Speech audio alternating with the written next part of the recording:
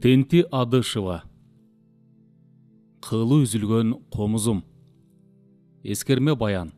Шығарманы аудиолаштырған Аділет Чубақов.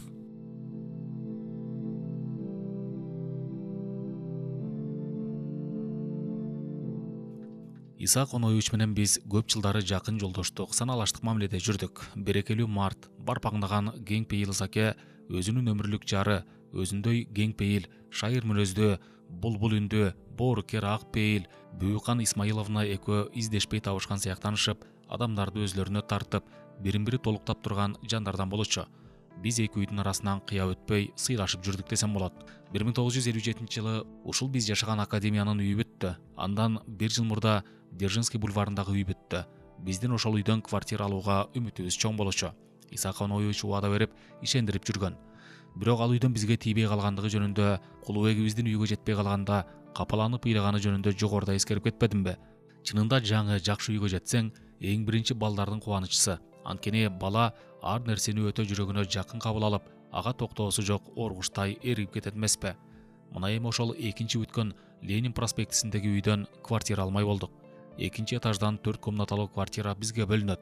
Эмерегибизди бууп түйүп көчүүгө камынып калдык. Ачкыч гана колго тиелек. Мына ушинтип турган күндүн биринде кызматтан кийин Муса капалуудай суз келди. Үй чатак болуп жатат. Эмне үчүн? Акынбаев 3 комнатын бизде элетип, бир комнатына дагы бир үй бүлөнү киргизген жатат. Эмне үчүн? Үйсүз адамдар көп да. Анын да айласы кетип жаткан чыгар. Дзержинский көчөсүндөгү үйгө 2-3 баш кишилерге деле 4 комнаттан беришпеди беле? Өзү деле 2 квартирди бириктирип эледи эле го. Анда квартирсиз кишилер көп экенин билбептирби? Сен капа болбой тура тур. Эртең дагы сүйлөшөм. Бир топ кишилерди 2 үй бүлөдөн киргизип жатышат. Мен ушул түнү уктай албадым. Муса дагы мен сыяктанып чыкты белем. Өмүрүңдө бир шарттуу жакшы квартирага жетип, адам сыяктуу жашоо үмүтүң өйдө ылдый болуп жатса, кандай болмокчу? Менин угушумда ушул маселе эмнегедир Исхак Разаковичке кабар жетет. Балким ал кыраак адам Акынбаевге айткандыр. Эртеси Муса машинасы менен келип калды. Кабагы жарык. Мен сүйүнө түшүп, алдын тосо чыктым. Муса жаш кездеринен эле байбиче дечи болгон. Бол байбиче, көчмөй болдук. Ачкыч колдо. Өзүбүз гана киребиз. Бир аялдын квартирасын гана капиталдык ремонт жасатып бермек болдук. Сени балдар менен азыр жеткирип келейин. Барып кире бер. Азыр машиналар келет. Жүктү өзүм жеткирем, деп карбаластады. Мына ушинтип үйгө жетип оңуп калдык. Ушул биздин квартира экендигине бирде ишенсем, бирде ишене албай, бир коноокканада туруп жаткансыган сезим 2-3 күнгө чейин мени ээлеп жүрдү. Бул дагы Мусам экөөбүзгө келген жакшылыктардын бири эле. Бирок ал оңойлук менен болбоду. Деги оңойлук менен эч нерсе жок да. Ушул үй жөнүндө Иса Қоноевич менен Муса кер айтышып калышат. Муну мен кийин гана уктум. Иса Қоноевич Мусага 3 эле комнат жетет сага. 4 комнатты эмне кыласың дейт. Муса: менин 4 балам бар, 6 жан болсом кантип 3 комнат жетсин. Аялым да өзүм да чыгармачыл кишилер болсок, иштей турган бөлмөбүз да болушу керек да. Эмне сенин балдарың беле? Сенин жалгыз эле балаң бар. Сиз эмне берки 3 баланы таштап кет деген турасызбы? Бул кандай сөзүңүз? Мен ошол балдарга ата болуу үчүн баргам. Мен кайда жашасам, ал балдар ошол жерде мени менен жашайт. Мына ушул сыяктуу өтө ылайыксыз сөздөр болуптур. Бирок бул окуя өз ара Иса Қоноевичтер менен болгон мамилебизге таасирин тийгизген жок. Албетте мен уккан соң өтө капа болдум. Бирок бул окуядан бир канча убакыт өтүп калган соң уктум. Иса Қоноевичтер менен катнаш бекип калган кез эле. Иса Қоноевич бизге өтө жылуу мамиле жасап жүрдү. Баягы ошол сөзүнүн чеки сүйлөп койгондугун сезүүнүн натыйжасы болду. Мен дагы жүрө турмушта өйдө ылдый нерсе ар түрдүү шартка байланыштуу боло берерин эске алып, кечирип, унутуп кеткен элем. Муну Иса Қоноевич сезсе да, баягы ошол сөзү көп мезгилде жүрөгүнө үйгөн чыгар. Адам баласы каталык кетирип алып, анын артынан өзү өкүнүү менен жашайт эмеспи? Мен бир ырымда минтип жазгам. Кемчиликти кетирбесең өмүрдө, тагы кетпей кала турган көңүлдө, түшүм болуп калсачы деп ойлонтуп, кейидиңби болгонуна өңүндө. Тигилип сен шыптан албай көзүңдө, шыбыранып тилдей берип өзүңдө, алгың келет айла болсо кайрадан, ал буттанып айткан ачуу сөзүңдө. Бирок канча өкүнсөң да айтылган сөздү кайтаруу кыйын да. Ошон үчүн адамдын көңүлүндө сакталат тура. Кыргызда макал бар: буттан жыгылган турат, ооздон жыгылган турбайт. Адамдар сөзгө кандай баа беришет? Мен муну айтып жатканым Иса экенин да байкабай айткан сөзү оюмда калган белем. Гүлипа Кундучалова Муса кеткенде мындай бир Иса Қоноевич экөөнүн сөзүн эске алды. Кайсы бир жылдары Иса экөөбүз Дзержинский бульварынан жолугуп сүйлөшүп басып калдык. Алыстан Муса өтүп кетти. Ошондо ал киши: Гүлипа, мен Мусага таң калам. Бирөөнүн 3 баласын өз балдарындай бооруна тартып бала кылып алганына. Мага бул нерсе жетпейт. Мен анте албас элем. Ал үчүн гений болуш керек. Муса жөнөкөй кишилерден эмес да. Чынын айтасың, Гүлипа. Ар кимдин колунан келбейт. Муса чоң адам белем. Чынында Муса Айкөл деңиз эле. Муса менин балдарыма өз ата болуп берди. Өгөй аталарды көп эле көрүп жүрөбүз го. Ал эмес өгөй ата сыяктанган өз аталар азбы? Муса эң жакшы өз аталардан болуп берди. Чын эле бул ар кимдин колунан келбейт го. Балдар чоңоюшуп, алдыңкылары үйлөнүп жайланып, бөлүнүшкөнгө жеттик. Бөлүнгөндөрү менен жумасында 2 күн дем алыштарда чогулуп, биздин үйгө келишип, бала чакасы болуп конуп жатышмай адатка айланган. Ошол күндөрдө чогуу баарыбыз үстөлдүн тегерегинде тамакта отурганда, Муса: Байбиче, карашы, балдар менен чогуу отурган кандай жакшы, жыргал эмеспи? Үй толуп турбайбы? Бул чоң бакты, деп кубана берүүчү. Сыргатай жөнүндө: кыз бала өзгөчө болот экен. Сыргатай келип үйгө киргенде үй жарыгыраак, жылуураак сезилет, дечү. Антсен Кулубек кай бирде түшкү дем алышка жетпей калса, Кукең эмне келген жок. Жолдон кирип, эриште келсем болмок экен. Ушинтип комсунуп кала турган. Кай бирлерде: Байбиче, балдардын жумасына бир жолу келиши аздык болот экен. Сагынып кетесиң. 2 жолу жуманын орто ченинде дагы бир келип турушсунчу.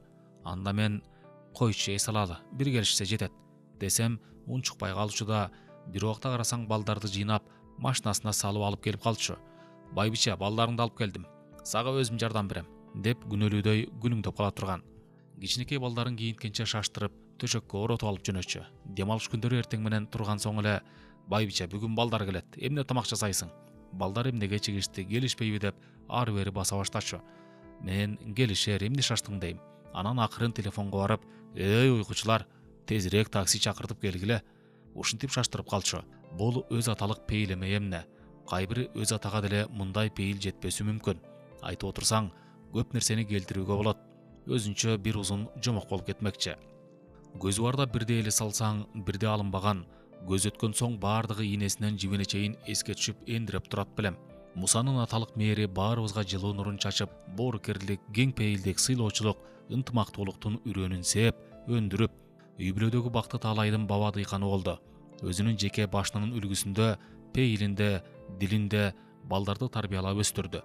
Ак ниет, сезгич, чынчыл, боорукер, кең пейил адамгерчиликтен таза жашоонун үлгүсү болду. Адам дайыма адам болушу керек деген кимдир бирөөнүн айтуусун дайыма кайталап айтып калчу. Ушуга байланыштуу бир нерсе эске түшөт. Кулубек улуу уулубуз бир күнү өтө кападар болуп келди. Болбогон иштерди атасына айтып даттанып жатып: бизди силер туура эмес тарбиялапсыңар, карышкырдай тарбияласаңар болмок. Кайдагы бир акмак шылуундарга биз жем болуп алдатып, кулкунуна кирип кетет экенбиз, десе Муса: балам, биз өзүбүз карышкыр болбосок, силерди кантип карышкырча тарбиялайбыз, деди. Баарыбыз күлүп жибердик. Кулубек да күлүп, капасы тарагандай боло түштү. Чынында эле кыргыз бекеринен айтпаганда, көргөн өскөнү жакшы же көргөн өскөнү жаман деп. Муса жаратылыштын акыны болчу. Анын геолог болуп калышы да бекеринен эмес. Адегенде Оштон орто мектепти бүткөн соң келип, Фрунзедеги педагогика институтунун тарых факультетине кирет. Бирок бул окуу көңүлүнө толбойт. Эч пейили тартпайт. Ректораттын үгүттөөсүнө болбой моюноп жатып, Ташкентке кетип, андагы университеттин геология факультетине кирет. Мен жаратылыштын кулумун. Кандай укмуш жерлер бар. Жаратылышка кумаргануу мүмкүн эмес. Балдарды жаратылышка жакын өстүрүш керек. Ошондуктан кичинелеринен кошо экспедицияга да ала кетип жүрдүм да. Кокенди да геологияга өзүмдүн аркаман эришпедимби? Жер сууга жакын, аны жакшы көргөн адам жаман болбойт деп калчу. Күн жылуучулукта дайыма шаардын сыртына баарыбыз чыгып, тоо таянып эс алчубуз. Таштардын, жер суунун мүнөзүн, тарыхын айта берчү. Тоону кыдырып басып жүрсөк, бир жылаан алдыбыздан түйүлүп качып жөнөдү. Мен бала кезимден жылаандан өлгөнчө корком. Мусага жармаштым. Тезирээк өлтүр деп бакырсам: о кызык, жылаан ичагы ийнине кетти. Сен эмдигиче эле секирип бакыра бересиңби? Аны өлтүрүштүн кереги жок. Ал дагы табигаттын бир баласы. Жашай берсин дейт. Төгүнбү? Эмне үчүн? Мен коркконум үчүн жылаан өлүшү керек эле. Кайра үйгө кайтардап отурган жерибизди тазалатып, кагаздарды өрттөп, өрттөлбөй турган таштандыларды жыйнатып сумкага салдырып, үйгө алып келип, же жолдо учураган таштандылар ыргытылчу атайын жерге таштатып кетчү. Өз отурган жерди бир сыйра текшерип чыга турган. Башка адамдардын таштандылар менен булгап кеткен жерин көрсө, эмне үчүн адам өзүлөрү жашаган жерине ушундай айбанча мамиле жасайт деп гей бере турган.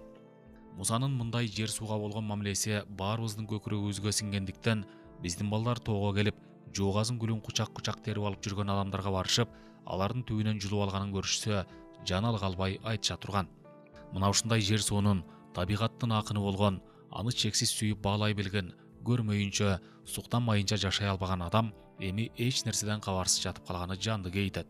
Мына ушинтип кимдер кетпеген дүйнөдөн жана кимдер кетпейт.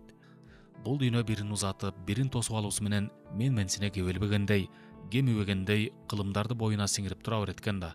Бул дүйнөнүн өзүндө жашап турганыңда адам дагы кетпечүдөй, кемибечүдөй, не дүйнө түбөлүк энчисине берилгендей кеңебей жашайт тура. Ал ошонусу менен кызык белем. Эртеби кечпи акыры бул кызыкчылык дүйнө менен кош айтышууну баардык адам билсе да, кетүүчү мөөнөт өтө алыс нерседей, кадамың тездигине карабай уламдап жол узартып, алыстап турган сыяктуу бейкапарлыкка термеле, илгери үмүт, бийик максаттардын жетегинде жашоого, дүйнөгө тойбой өмүр сүрөт экенсиң. Артыкча өлүм коркунучунан кабар келбесе, ал түгүл кабар келип, эшигиңди кагып, тарсылдатып жаткан мен кимибиз жетер экенбиз деп турса да, адам өзүн ажалдан күчтүү сезет белем. Ал гана эмес, ажал үйүнө кирип кекиртектеп турганда да адам моюн сунбай, өзүнүн жеңиштүү үмүтүнө термелет тура. Мага да өлүм кабарчысы келгенсип турат. Эшигимди кага элек, бирок эшик алдында ары бери баскан дабышы кулактын кужурун ала баштады. Мен болсом, үксөйбөй ары бара тур.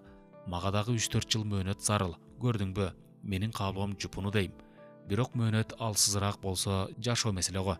Жашоодон ким тансын? Артыкча бала бакыраң болсо жана эмгекте максатың турса, артыкча ушул курган жарык дүйнөнү жаныңдын баардыгынча сүйсөң, эмнеси болсо да ажал менен күч сынашып көрөйүн. Тагдыр мен жакта болсо жеңермин. Ал ажалга көмөктөш болсо жеңилермин. Акыры жеңе жүргөн ажалда. Эмне үчүн мен ажал менен күрөшүүнү ойлоймун? Ажал кургурумду илдет менен дайыма алмаштырат экенбиз. Чынында адамдын жашын илдет алат эмеспи? Сен илдет менен күрөшөсүң го. Мындан башка адамга кас, кырсык да бар го. Ал эми ажал болсо сенин өмүрүңдүн бүтүшүн, кадамыңдын токтошун гана белгилеген бир өлчөмдүү белги эмеспи? Ажалыңмын чочубачы өзүмдөн сен, курбоңмун өзүңө жашым да тең. Бул дүйнөгө төрөлүп өзүң менен кашыңдан карыш чылбай келемин мен. Сен чочуган өлүмдөн мен да чочуйм. Анткени өзүң менен кошо кетем. Кырсык, илдет каршылык жол тоспосо, сен көксөгөн марага мен да жетем. Ушинтип өмүрдүн дайрасын биргелеш кечипмин. Эзгидей ээрчисем, душман деп чечипсиң. Билсең, өмүр баяныңдын аягына коюлар. Мен бир гана карарган чекитмин. Мына ушул чекит карарып менин өмүрүмдүн аягын күбөлөгөнсүп тургансыйт. Кое турсаң болор эле. Ат дегиң, кайсын айтайын? Балким бул сапар коюлбай каларсың. Ким билет? Жаман айтпай жакшы жок. Коюлуп калсаң өкүнүчтүү. 3-4 жыл мага зарыл эле. Өкүнүчтүү дүйнө. Кой, өмүр кадамыңды бастатпаган кара чекиттин коюлушуна шашпа. Сени басып өткөн жолуңду баяндоомду улантайын. Ошон үчүнбү адам өмүрдүн бир белгилүү белесине жеткенде баскан жолуна кылчайып түз баскан, кыйгач кеткен жерлерин көз чаптыруусу закондуу нерсе тура. Кимге каршылык көрсөттүң, ал эми кимден жамандык көрдүң, кимдин жүрөгүн жылытып, кимдин көңүлүн ооруттуң? Бул дүйнөдө сенин жашооң бир кишиге керек болдубу, же 1000 адамга керек болдуңбу? Болбосо өзүңдүн керт башыңа керек өңдөнүп, кыбырап күн өттүбү? Өтсө да мейли эмеспи? Балким башкаларга зыяндуу терс жашадыңбы? Сен кеткенде оордуң бөксөрдүбү, же топон сыяктандыбы? Болбосо коко тикенди жулуп ыргыткандай оордуң тазардыбы? Мунун баары ойго келер. Анткени өмүр жашоодо ушул өңдү кырдаалдын же ээси, же энчилеши бар да. Алар менен кайсы жерде кандайча кездешкениңди эске салып же кубанып, же өкүнөрсүң. Дейги өмүр кызык. Белгилүү белести бир карасаң толгон өмүр, сандаган окуя, миңдеген адамдардын тагдыры учу кайры көрүнбөй созулуп, оңой менен көз кыйыгыңа камтылбай бирде даана, бирде какымданат. Ал эми бир карасаң, бир уч болуп алаканыңа келип, көз ачып жумгуча өтүп бара жаткан өмүрдүн гана канатынын күүсү келет. Мындай өмүрдүн тездиги көңүлүңдөн көбүрөөк орун алат. Андыктан бекеринен жоомарт, ойло жигит өмүр соккон, учкан октой көрсөтпөгөн казанды десе, ал укул кече эле тиги кырда жок эле кайдан чыкты боз ат минген 30 жаш деген эместир. А мен мынтип жаздым. Күндөр өтөт күлүктөрчө жарышып, жылдар барат тизгин колдо карышып, олбуй солбуй камчыланып энтелеп, мен барамын турмуш менен алышып. Мара жакын калган сайын өктөйм, ат жалына, эр кашына жабышып. Чынында өмүр ушул. Бул дүйнөгө эң бир жогорку аң сезимдүү, бийик жаралган адамзатка ушунчалык аз өлчөмдүү өмүр берилгенине айран болосуң. Жору 500 жыл жашайт экен. Аттиң ай, адамга деле ошончо өмүр таандык болсо эмне? Жок дегенде өлчөмдүү аз өмүрдө адам алдан күчтөн тайбай, илде тоору жолобой, кубаттуу, активдүү өмүр сүрүп, мөөнөт жеткенде гана кете бере турган болуп жаралса эмне? Ата канат, мына ушундай ойлуу өкүнүч келбей койбойт. Кайбирде ойлойсуң, баягы адам баласына деле табигат ошол жорунун өмүрүнөн кем эмес биологиялык мүмкүнчүлүктүн негизин берген чыгар. Бирок ошол табигаттан берилген өмүр мүмкүнчүлүгүнүн марасына жетүүгө жашоого зарыл шарттар төп келбей келе жаткандыр. Жашоо үчүн болгон адамдардын күрөшү өтө оор шарттарда кылымдап, өнүгүүдө болду. Экинчиден, адам баласы жаралгандан ошол жашоодогу татаалдуулукту ого бетер өзлөрү татаалдантып, бири-бирине үстүмдүк жасоо, бирине бири запкы көрсөтүү, биринин канын бири бузуу, ушакчылык, бузукулук, эчен чексиз мыкаачылыктар, зомбулуктар, катаалдыктар бул жер бетинде канча гана иштелбеди жана иштелип жатат. Ушундай нерселердин баары кантип өмүрдү кыскартпасын. Адамдын өмүрүнүн бир канчасын көз жаш, жандын кейөөсү, капалык менен өтсө да өзүнүн изин калтырбай өтпөс. Эгерде адамдар ушундай өмүргө зыяндуу нерселерден өзлөрү алыс болушса, бир канча өмүр жолун узартышар беле, сөзсүз узартышар эле. Кайбир адамдар өз өмүрүн кыскартуу менен чектелбестен, жакындарынын, чөйрөсүндөгүлөрдүн өмүрүн кошо кыскарткан учурлар азбы? Ушуга байланыштуу бир окуя эске түшөт. Биз көлдө дем алып жүргөн элек. Бир белгилүү адамдын баласы 2-3 күн бою алаагүү болуп жүрдү да, бир күнү точкесине жетип калганы байкалды. Кокустаналар турган үйдүн эшигинин алдынан өтүп бара жатсам, ачык турган эшиктен ата-энеси көрүнүп калды. Кыя өтө албастан кирип саламдашып калсам, уулу зулкуюп кроватта жатат. Экинчи уулу чоң шприц менен ийне сайганы даярдап жаткан экен. Эне жүрөк кандай? Энеси тынчсызданып, "Ай балам, ушунун баарын куясыңбы, көптүк кылбасыңар" деди. Анда ийне сайганы жаткан уулу, "Көп болсо өлөр, мындан көрө өлгөнү жакшы. Мен ушунун айынан ашказандын жароорусун жолуктурдум. Капаланып Москвада ушунун азабын тартып жүрөм" деп ыйлактады. Мына ушул бир гана көрүнүштөгү бир үй бүлөнүн трагедиялуу кайгысы көрүнүп турат. Ал жеке гана бир үй бүлөгө таасирин тийгизеби? Албетте жок. Ал ишке да, андагы байланышкан адамдарга да таасирин тийгизет. Ушул дем алышта жүргөн адамдар ошол күндөрү аны менен беттешкиси келбей бурулуп өтүп жүрүштү. Ал эми дайыма көргөн үй бүлөсү, жакындары, кызматкерлери үчүн кандай экендиги белгилүү го. Ал эми ушакчы же жалаачы, бузуку, кара ниет пласттардын зыянын өлчөп болбойт. Мына ушунун баары өмүрдүн душмандары эмеспи? Өзүнүн да, башканын да өмүрүн азантуу көпчүлүгү адамдардын өзүндө болуп жатпайбы? Ошол аз өмүрдө адам арбын иш бүтүрүп, артында из калтырып, адамдык асыл сапаттары менен салымын кошуп кетүүсү ар кимдин парзы сыяктуу. Бирок адам ар кыл, ошондуктан адам парзы анын салмагына, өлчөмүнө жараша ар түрдүү өтөлгөнүн көрөсүң. Кыскасы, ар бир адам өзүнүн өмүр жашоодогу адамдык парзын азбы көппү, таза, ак пейилинен өтөй алса, бул кымбат нерсе го. Эң обалуу адамдардын алдында күнөөң болбогондой жаша, күнөөң болбой койбос. Кимден жаңылыштык кетпейт. Бирок ошол жаңылыштык болсо бир башкада.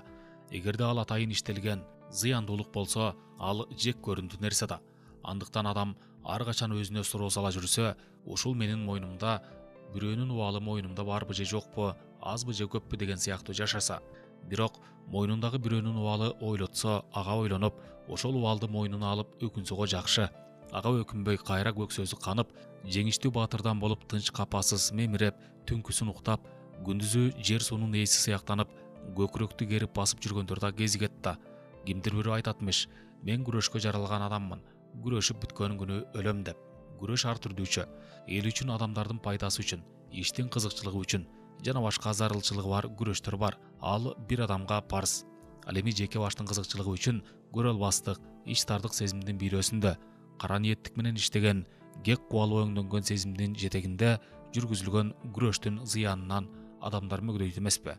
Бирок кара жер бардыкты көтөрүп, бардыкты батырып, жаманды да, жакшыны да бирдей мээримдикте кең пейилиңден бооруна тартып турасың го. Андайларды табигат жаратып бул дүйнөгө алып келсе, жер аны көтөрсө, мындай жашаңдыктын карама каршысына бул дүйнөнүн жакшы жагы, жакшы кадамдары туруп, жашоо күрөшү, өмүр күрөшү бирде күчөп, бирде пастап, тынымсыз жүрүп турганы ушундан белем. Ошол үчүн жашоо күрөш, өмүр күрөш делинип айтылат белем. Ошол күрөштө жакшылык үчүн, адамдардын жыргалчылыгы үчүн, бакыт таалай үчүн болгон адамзаттын күрөштөрү ар качан жеңиштүү болсо экен. Тынчтык, бейпилдикте эл журттун арасында өмүр жолун улантып, эмгектенип, жарык дүйнөдө жашоо кандай кымбат, кандай сонун. Мен дагы баскан жолумдун өйдө ылдыйына карабастан жашоо куруп, күндө көрүп, жагымдуу музыкасын дайыма угуп, өзүмдүн замандаштарымдын арасында колумдан келген эмгегимди кандай гана болбосун ак пейилимден ак өтөп келе жатам десем, ал мактанууга, ашыра чапкандыкка жатпас. Чыгармачылык ишим катар мүмкүн болушунча коомчулуктун бир белгилүү мекемесинде дайыма кызмат өтөп келдим. Жогору жактагы жазылган энемдин оорусуна, андан соң окуума, балалуу болушума байланыштуу жыл арасы үзүлүп, Кыргызстан аялдары журналында кичине иштегенден кийин жалпы союздук авторлордун укугун коргоо башкармасынын Кыргызстандагы бөлүмүнүн директорлугуна дайындалып ишке кириштим. Ишти жайдак жерден баштаган сыяктандым. Анткени бардык болгону штат боюнча аппаратта 3 адам иш кылат. Директору, бухгалтери, бир уполномоченный. Бөлүмдүн иши хозрасчетко негизделип жүргүзүлөт. Бөлүмгө берилген план эч аткарылбай, өзүн өзү камсыздандыруудан калгандыктан жалпы союздук башкармада кыргыз бөлүмүн жоюп, бир гана уполномоченный калтырып, аны Казакстандын бөлүмүнө баш ийдирүү маселеси туулат. Ага биздин жазуучулар союзу каршы болуп, бөлүмдү сактап калууга көп иш жүргүзүшүп, ишти жолго кое турган директорлук башка адам табууга убада беришет. Мына ошонун натыйжасында мен директор болуп калдым.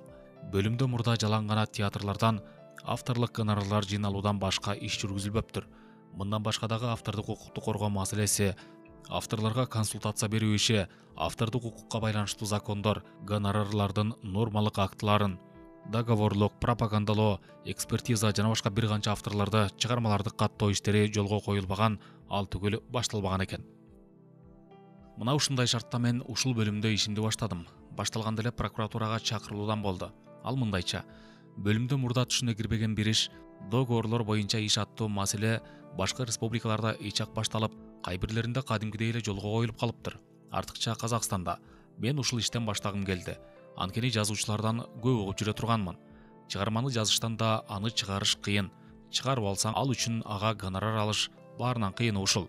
Көрсө, басмакана ар качандан бир качан эле акча каражаттан кысымчылыкта жашашат экен. Ошого байланыштуу авторлор договор боюнча законго ылайык аванс алууну биякка коюп, китептери чак чыгып кетсе да, анын гонорарын ала алышпай, алса бөлүп жарып, майдалап берекесин кетирип, аздап колуна тийип жүрүп, алган албаганы билинбей калуусу адатка айланыптыр. Ал эми договор боюнча иштин бу жакшы жагы, авторлор басмакарадан тиешелүү гонорарынын бардык суммасына расчеттуу справка алышат да, аны авторлор укугун коргоо бөлүмүнө алып келишет. Бөлүм ал акчаны авторго чогуу төлөп берет да, басмакарадан качан алардын счетуна акча түшкөндө банк аркылуу которуп алат. Мындай нерсе басмага да тынч, авторлорго да жакшы. Ушул жакшы ишти баштап, иш жүзүнө ашырып алдык. Бир күнү эле мени республиканын прокурору Романовго чакырган кагаз келип калды. Айран таң калып бардым. Романов мени жылуу кабыл алды. Анткени мурда мени жакшы биле турган. Жаманбы жакшыбы кыргыз аялдарынын ичинде көрүнүктүүлөрдөн болмуш болуп жүргөн элем. Ал жайды, кайда иштеп жатканымды сурап, акырындап иштин жайына өтүп, канча эмгек акы аларымды, ал штат боюнча так өлчөмдүк эмгек акыбы же кандайдыр бир проценттен пайда болуп, ошого карата сурап туюнуп жатты. Мен баарын түшүндүрдүм. Иштеги ишим үчүн 100 сом эмгек акы, штат боюнча так өлчөнгөн акча. Андан артык бир тыйын албастыгымды айттым. Көрсө Кыргызстан басмасынан мен үстүмдөн билдирүү түшүптүр. Анын мазмуну мындайча: Адышева жазуучулардын баарысын үндөп, эликтирип, басмакарадан справка алдырып, басманын акчасын бардыгын өзлөрүнүн счетуна кетирип алып, кызматчыларыбыз эмгек акысын ала албай калды. Анткени Адышева ошол авторлордун чыгармасынан кандайдыр бир процент кармап, өзүнө эмгек акы катары алат экен. Ал антип отурса миллионер болушу ыктымал. Бул ошого катуу киришип, күчүн жумшай баштаган болсо керек деп, ушул сыяктуу билдирүү. Романов аягында кат менен мени тааныштырып: "Сез капа болбоңуз. Бул болбогон түшүнбөстүктөн келип чыккан болбогон нерсе тура. Басмакана менен жалпы тил табышууга аракеттениңиз. Бул иш керектүү нерсе экен. Ишиңизге ийгилик каалайм" деп жөнөттү. Бирок мен үчүн бир топ көңүлдү ириткен оокат болду. Басмакана менен жалпы тил табыштык. Алар эмгек акысын алгандан кийин гана биз банкка расчетный справкаларды коюп, алар уруксат бергенди алып жүрдүк. Кийин авторлор бир кысымчылык кылып, зарылчылыкка учурап, кекиртектеп, жандарын койбой гонорар долашса, өзлөрү жанталашып, биз справка берели, бизди куткарбасаңар болбой калды деп суранган учурлар көп эле болуп жүрдү. Экинчи бир көп барачылык, кыйынчылык менен колго коюлуучу иш автордук укукка байланыштуу маселе болду. Автордук ставкалардын нормасын белгиленген закондор Кыргызстанда эч качан алынбаптыр. Эчаккы эски жаңыртылбаган РСФСРдин илгерки жалпы союздук искусство башкармасынын буйруктары менен белгиленген ставкаларга таянып колдонулуп жүрүптүр. Башка союздук республикада мурда мындай токтомдор 2-3 жолу жаңыртылып, толукталып, жолго эч ак коюлуптур. Ушул маселелер боюнча Борбордук партия комитетине Кыргызстандын өкмөтүнө кат менен маселе коюуга туура келди. Жогорку жактан буйрук болуп, токтомдорду даярдоого кириштик. Даярдоодон башка ушуга байланыштуу мекемелердин келишүүсүнөн өткөрүү өтө кымбатка турду. Жогорку жактан буйрук болуп, Маданият министерствосунун басма боюнча тапшырмасы менен министерстволордун тиешелүү башкармасынын өкүлдөрүнүн келишимине жетүү тозок болду. Ар бир статья үчүн күрөш жүрдү. Анткени бул биринчи жолу даярдалып алынып жаткан токтом эле. Биринчи нерсе ар качан татаал. Көп нерсе мурда таанышсыздыгы менен түшүнүксүз жана өзүнүн жаңылыгы менен адамды коопсундат эмеспи? Анан кандайдыр бир белгилүү өлчөмдө кай бир жерде жекече өзүмчүлүк, кызыкчылыгы сыяктуу нерселер көбүрөөк орун алган учур жок эмес да. Мына ошондой мен жалгыз гана авторлордун кызыкчылыгын коргоп жаткандай, башкалар өкмөттүн кызыкчылыгын коргогон сокур түшүнүккө берилип алышып, маселени өтө татаалдашкан учурларга дуушар болдук. Өкмөт менен партиянын негизги саясаты болгон элдин рухий байлыгын түзүп жаткан чыгармачыл адамдарга дээрлик шарттарды түзүү зарылчылыгын алдыга коюп турган маанилүү маселени түшүнбөстүк салып, ишти татаалдаштыруу учуру болбой койбоду. Иши кылып көп талаш тартыштан соң эки токтом басмадан басылып чыгарылуучу адабий чыгармалар үчүн авторлук гонорарлардын ставкасы жана музыкалык, драмалык чыгармалардын эл арасында аткарылышы үчүн кабыл алынды. Жанагындай келишүүчүлүктүн негизинде болгон бир канча кемчиликтерине, үзгүлтүктөрүнө карабастан, бул нормалык актылар автордук укукка байланыштуу маселелерди тартипке келтирип, чыгармачылык өндүрүшкө чоң шарт түзгөн, белгилүү өлчөмдөгү өкмөт тарабынан алынган маанилүү токтомдордон болду. Андан кийин бул токтомдор жана ушул сыяктуу башка токтомдор дагы бир канча жолу жаңыртылып, уламдан улам мурдагы кемчиликтери түзөтүлүп, кадимкидей жолго коюлуп кетти. Ушуга жетишүү үчүн да көп күч, аракет, нерв жумшоого туура келди. Антпей турган иш жок да. Кайсы гана иш болбосун көп күч кубат талап этет да. Чоң ишпи, кичине ишпи оңой олтоң болбойт. Нерв дегеним ушул маселеде да кай бир жерлерде түшүнүк берүүгө туура келди. Жалаң жазуучулардын кызыкчылыгын жогору коюп, анткени өзү да ыр жазат экен, өз кызыкчылыгы да бар болуп, ишти татаалдатып, талашып жатат өңдүү сөздөр болбой койбоптур. Бирок ар дайым актык, ак пейилден адилет болгон иш өзүнүн чындыгына жетпей койбойт эмеспи? Авторлордун чыгармаларды экспертизадан өткөрүү иши өйдө төмөндүктөр менен акырындап жолго коюлду. Ал эми эң татаал иштердин бири болгон автордук укуктун көп учурларда ар түрдүү кырдаалдарда бузулуусу орун алып келиши болду. Мындай маселелер чыгармаларды пайдалануучу мекемелер менен авторлордун өз ара байланышына негизделет. Чыгармаларды пайдалануучу мекемелер көп. Алар театрлар, басмаканалар, киностудия, радио, теле, газет, журнал, маданият үйлөрү, клубтар жана башка ушул сыяктуу көптөгөн уюмдар. Булардын көпчүлүгү автордук укук, аны сактай турган закондордон түшүнүгү жок эсе. Алар гана эмес, авторлор өзүнө көп убакытта кабарсыз болгон учурлар кездешет. Мына ошонун натыйжасында ошол чыгармаларды пайдалануучу мекемелер менен авторлордун арасында келишпейчүлүктөр кимдир бирөөлөрдүн кийлигишүүсү менен гана бүтүмдөлүшкөн учурлар көп эмеспи? Мына ушул ишти бөлүмдө колго алууга туура келди. Биринчиден, ар бир чатак иштер жөнүндө түшүнүк берилип, туура чечилиш үчүн талап этилген каттар жазып, ал жетишпесе сот органдарына чейин баруу иштери көп болду. Кай бир маселелер сотто бир канча жолу айлап чечилген учурлар болду. Кийин мындай укук бузулган, келишпейчүлүк иштер азайгандан азайды. Анткени мекемелер, уюмдар автордук укуктун закондорун түшүнүп, тааныш болуп кетүүнүн натыйжасы өңдөнтү. Ушинтип, акырындап бөлүмдүн иши жолго коюлуп, бир канча иштер башталып, жүргүзүлүп, 2 жыл чамасында зыяндуу эмес, кирешелүү мекемеге жетип, план толтуруу жагынан улам алга жылып, Союзда алдыңкы катардагы мекемелердин катарына өттүк. Жалпы союздук кеңешмелердин биринде, союздук авторлор укугун коргоо башкармасынын начальниги Албашевдин айтканы эске түшөт. Кыргызстандын бөлүмүн Жол Адышева башкарат. Ал жерде иш өтө жакшы жолго коюлган. Ал өзү директор, өзү юрист-консультант, өзү экономист, өзү секретарь, машинистка, өзү оперативник, өзү кат таануучу, бардык иши үчүн алганы 100 сом. Ал ошол 100 сом үчүн эмес, ал иштин кызыкчылыгы үчүн иштеп, ага жан дилинен берилип, чоң жоопчулукка өзүн багынтырып, ак пейилде иштеп жатат деп. Албетте, чоң ишпи, кичине ишпи мойнуңа алган ишти дилиң менен аткарсаң ким көрбөсүн, ким жактырбасын. Ушинтип аз да болсо ишиңди көрүп, баалап койсо ал адамга чоң кубат, сыймыкта. Акырындап бөлүм канатын жайып, кызматкерлер кошулуп, эмгек акылар көбөйүп, бир белгилүү даражада көрүнүктүү мекемеге айланды. Кадыр баркы өзүнүн эл арасында таанымал болуп, ага иш жүзүндө кайрылган адамдардын саны арта баштады. Көптөгөн келишпейчүлүктөр келишим табышты, материалдык, моралдык чечилүүлөр болду. Колдон келишинче адилет болууга тырышып, казанында кайноого туура келди. Ошолордун ичинен улуу манасчы Саакбай Каралаевге байланыштуу бир окуяны эскергим келет. Мухтар Ауезов айткан, 20-кылымдын Гомери Саакбай Каралаев өзүнүн сейрек учурай турган чоң талантынын күчүнөн жаралган 1,5 миллиондон ашык манастын ырсаптарын элибизге тартуулаганы баарга белгилүү. Мына ошол өзүнүн варианты үчүн ал киши илимий мекемелер жаздырган мезгилде да, басма мекемелери басып чыгарган учурларда да бир тыйын эмгек акы албаптыр. Илимий мекемелер болсо Сакенин оозунан манас жазылганда командировочный, суточный деген статьяларга ылайыкташып күнүгө тамактандырып, конокканага төлөшүп, мына ушул сыяктуу нак түрдө эсептешүү сыяктуу бүтүм менен бүтүшөт. Ал эми басма мекемелери болсо гонорар төлөнүүчү өкмөттүн токтомдорунда манаска төлөнсүн деген атайын белгиленген статья жок экен. Ошон үчүн төлөөгө мүмкүндүк жок. Манастын кошмо вариантын даярдап чыгаруу үчүн Кыргыз СССРдин Совет министрлиги тарабынан атайын алынган токтомдо ошол кошмо вариантты түзгөн жана аны редакциялаган гана адамдарга эмгек акы белгиленип, ал эми манасчыларга алардын варианттары үчүн эч нерсе белгиленбейт. Мына ушунун натыйжасында Саакбай Каралаев өзүнүн варианты үчүн эч нерсе албай куру кол калат. Саке биздин бөлүмгө кайрылды. Биздин Кыргызстандын өкмөтүнө атайын маселе коюп, кайрылуунун натыйжасында токтом кабыл алынып, манасчыларга эмгек акы басма табак көлөмүндө төлөнбөй болду. Чындыгында ыр сабына төлөшү тиешелүү жана закондуу нерселе.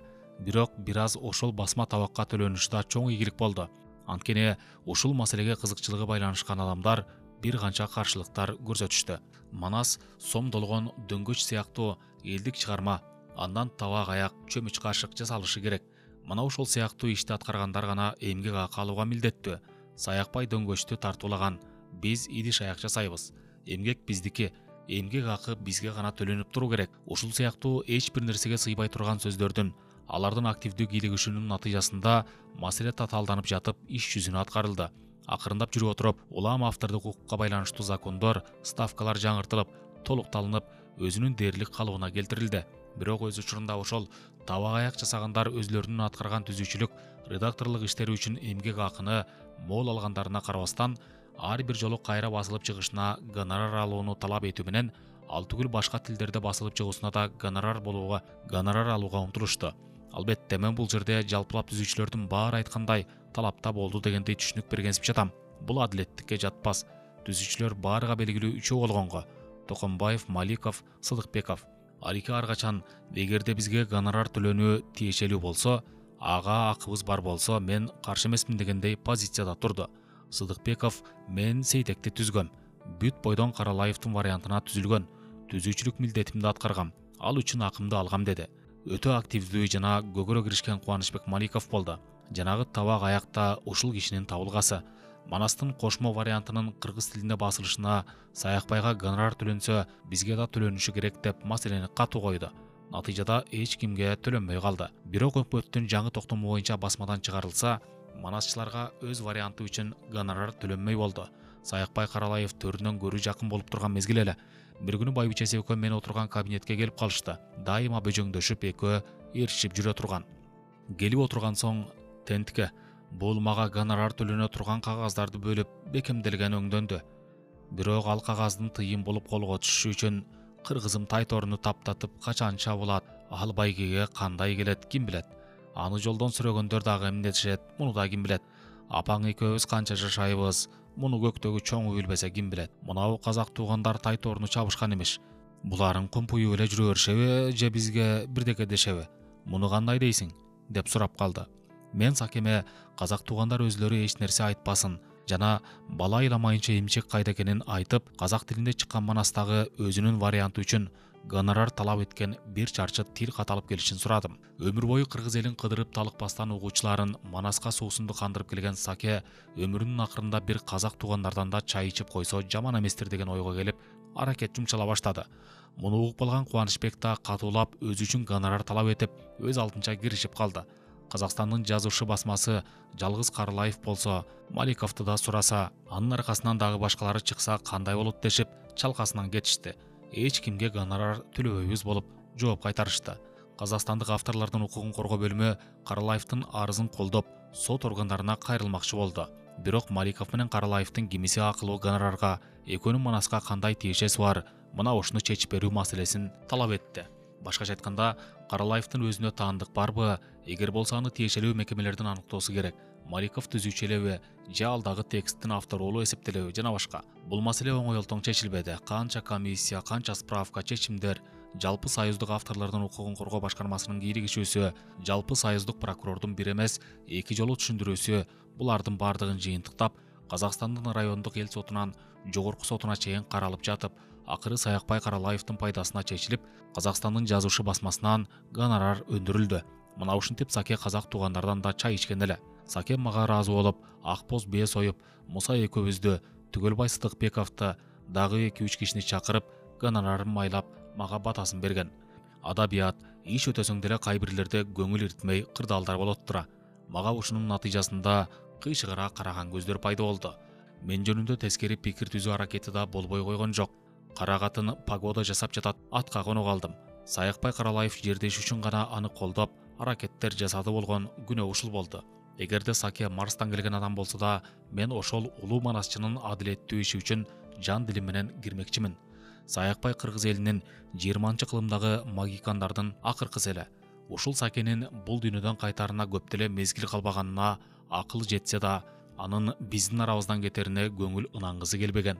Ушундай поэзиянын алпы кантип өлүмгө жеңдирсин өңдүү сезим бизди алдыргысы келчү белем. Атаны арман күн, бүгүн көргөн эртең жок. Саке манасында көп кайрылган ушул сөз анын өзүнө да аныктош болду. Кече эле көрүп, анын сыйкырдуу өнөрүнө таңданып, тамшанып, сыймыктанып жүргөн касиеттүү Сакем да жарык дүйнө менен коштошуп көзүн жумду. Салалантып көз жашын агызып, тай торусун чаап, каргылданган үн менен калкты өзүнө арбап тунжурата уюткан эсил кайран Сакем эми кайра көрүнбөсө акылга сыйбады. Сакени акыркы сапарга узатууга кыргыз эли түп көтөрө келип, жашын төгүп, Чыңгыз Айтматов айткандай, манас өзү баш болуп 40 жоросу менен келип, баштарын ийип тургандай сезим ар кимди ээлеп турду белем. Мына ушинтип жоготуп койгон соң тирүүлөрдүн жүрөгүн чексиз өкүнүчтөр элейтмеспи? Аттигиң ай, боло бермей белгилүү иш. Аттигиң ай, ушул Саке эмне жүзгө орбады? Аттигиң ай, мындай жанды эмне үчүн өлбөсетип жаратпады? Аттигиң ай, тирүүсүндө баркына дээрлик жете алдыкпы же жокпу? Аттигиң ай, өзүнүн сыйкырдуу өнөрүнүн үзүрүн толугу менен көрө албады. Ушул өңдүү аттигиң айларды ойлоп, эң акырында улуу адам сени менен катар жашап жүрүп, аны көбүрөөк көрүп, анын укмуш талантынан көбүрөөк рахат албаганга, баардан мурда мына ушуга көбүрөөк өкүнөт белемсиң. Муса Сакемдин манасын жакын бетме бет отуруп биринчи жолу Түгөлбай Сыдыкбековдун үйүндө москвалык коноктор менен кошо укту. Саке баягы тай торусун чапты. Сакемди мурда бир канча ар түрлүү шартта уккан элем. Бирок ушул сапар укмуштуудай угулду. Ар бир адамдын өмүр жолу өзүнчө жомок, анткени анын өмүрү өзүнө гана таандык. Анын жолун эч ким кайталай албайт, өзү да кайрадан кайталай албайт. Бирок ошондой жекечиликтүүлүгүнө карабастан, анын жолу бир жагынан көпкө таандык. Не дегенде, ал өмүр жолдо жалгыз баспады. Сени менен кошо аттанган өзөңгүлөштөр ар мезгилде аруу жолдо аралашкан, кайчы жолдо кездешкен, тар жолдо бирге өткөн, тайгак жерде жөйлөшкөн, жамандык жакшылыкта жүздөшкөн, оор жүктү аркалашып, жеңил жүктү колдошкон замандаштарың менен канатташ келесиң.